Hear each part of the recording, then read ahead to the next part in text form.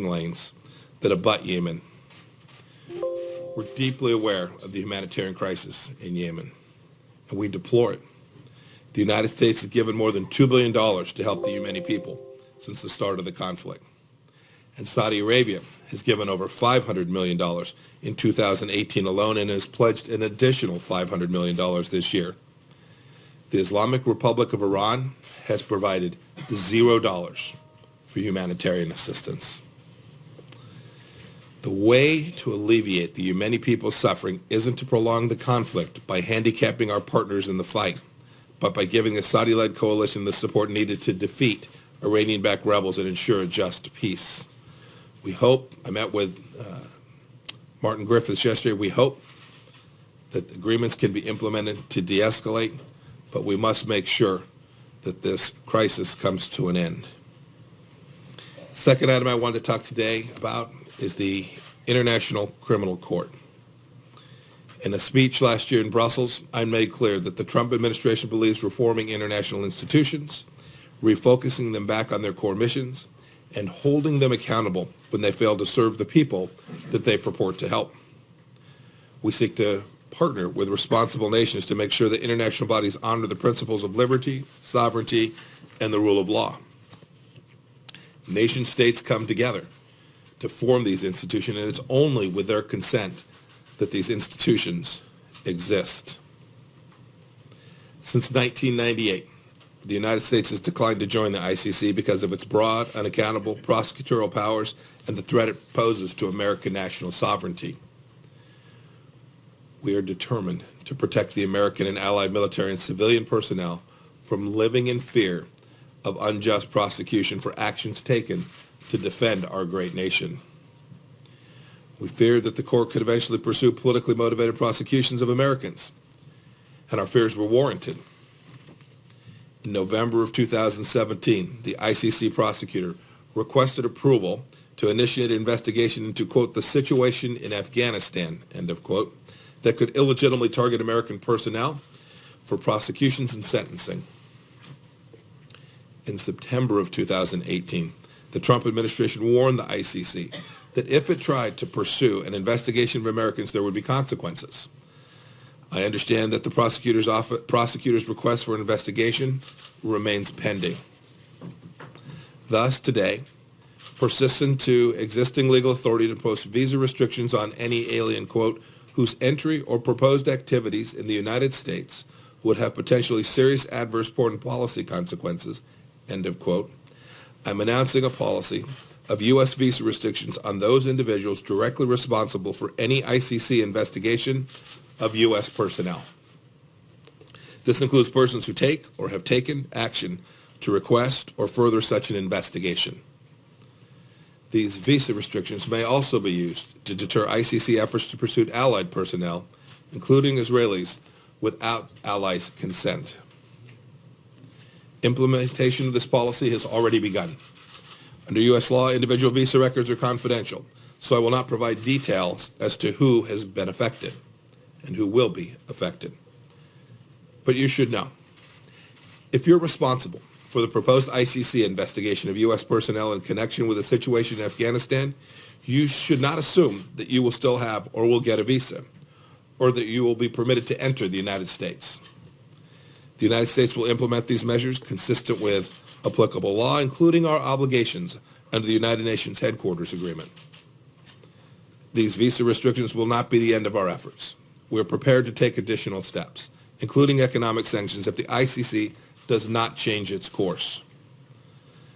The first and highest obligation of our government is to protect its citizens, and this administration will carry out that duty.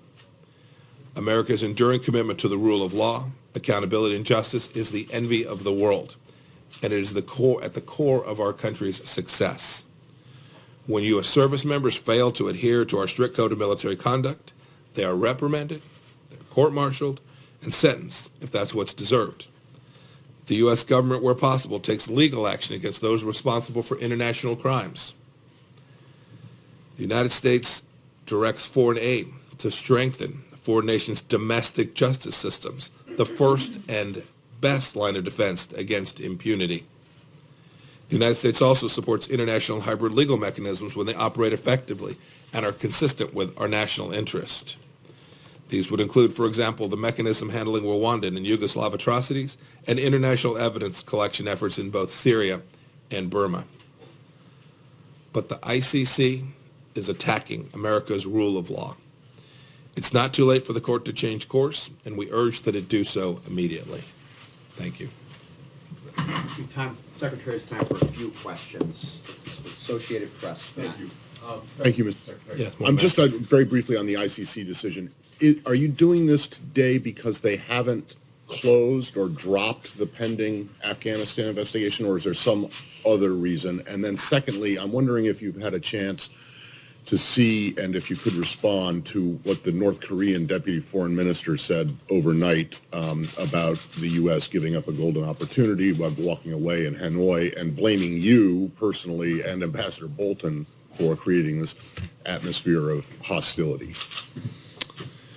So with respect to the reason for the actions we're taking today, it's a part of a continued effort to convince the ICC to change course with its potential investigation and potential prosecution of Americans for their activities and our allies' activities in Afghanistan. We're trying to stop them, trying to prevent them from taking actions that are deeply inconsistent in our view with the course of action that has been laid out for the ICC, even though we're not members. It's a model that we've talked about before, and we are now implementing what we had already said that we would do. I did have a chance to see the remarks overnight from Choi Sun-hui. In Singapore, after a great deal of work, the two leaders came together and began a course of action which has led to the toughest sanctions that have existed against North Korea, global sanctions, UN Security Council resolution sanctions that remain in effect. The demands of those sanctions are the complete denuclearization of North Korea, the missiles, the weapon systems, the entire WMD program. That's the requirement laid out by the United Nations Security Council. The two leaders met. Chairman Kim made a commitment to denuclearize. We continued to work between Singapore and Hanoi to deliver on that. We've had hostages returned. We have them having stopped missile testing and nuclear testing. We are hopeful that we can continue to have conversation negotiations. I saw the remarks that she made. She left open the possibility that negotiations would continue for sure. It's the administration's desire that we continue to have conversations around this. As the president said when he was in Hanoi, the offer that they made simply didn't rise to the level that was acceptable given what they were asking for in exchange for that. For BBC, Barbara. Just a quick follow-up on North Korea. What's the next step then? Because she also hinted that Kim Jong-un would make a statement possibly lifting the moratorium on tests. And then secondly, if I could, on Golan, the human rights ambassador said on Wednesday that removing the word occupation or occupied from the Golan and the West Bank was not a policy change. But we know that Israel is afraid of Iran and Hezbollah threatening Israel from the Syrian side of the Golan. So in your view, does that strengthen the Israeli case for annexing the occupied bit? So I don't have anything to add about the change in language that we used. It was characterized properly. There is a real risk of the proxies that are in the region, in southern Syria and in the vicinity of the Golan Heights, are presenting risk to the Israelis, and we've made clear the Israelis have a right to defend themselves. With respect to what was said last night about Chairman Kim potentially considering ending the moratorium, I can say only this. In Hanoi, on multiple occasions, he spoke directly to the president and made a commitment that he would not resume nuclear testing, nor would he resume missile testing. So that's Chairman Kim's word. We have every expectation that he will live up to that commitment. CNN, Michelle. Thanks. This week on North Korea again, the State Department has said that talks have continued with North Korea. On what level have they continued? Yeah, I'm not going to talk about the negotiations that are ongoing. I've been very consistent about that. I intend to be. Well, I mean, saying what level they continued on doesn't necessarily give anything away. Yeah, I understand. But this announcement then, did this come out of left field from your point of view?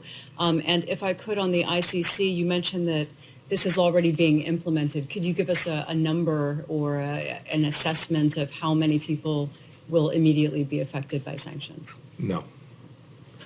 Last question, Washington Post, Carol Morello. Sir, do you think the attacks on you personally made by the North Koreans will hamper your ability to continue negotiations, or do you think you're going to have to pull back in some way because they clearly are accusing, they flatly accuse you of creating an atmosphere of mistrust and hostility? Yeah. Well, first, they're wrong about that. And I was there. I have my relationship with Kim Young-chol is professional. We have detailed conversations. I expect that we will continue to do that. He's the counterpart that the North Koreans have put forward for me. It's not the first time. I have a vague recollection of being called gangster-like from a visit that I took one time previously. And following that, we continued to have very professional conversations where we tried our best to work together and represent our respective sides. I have every expectation that we'll be able to continue to do that. Thank you all. Thank you Great. all very Thank you much. all. Have a good day. All right, thank you.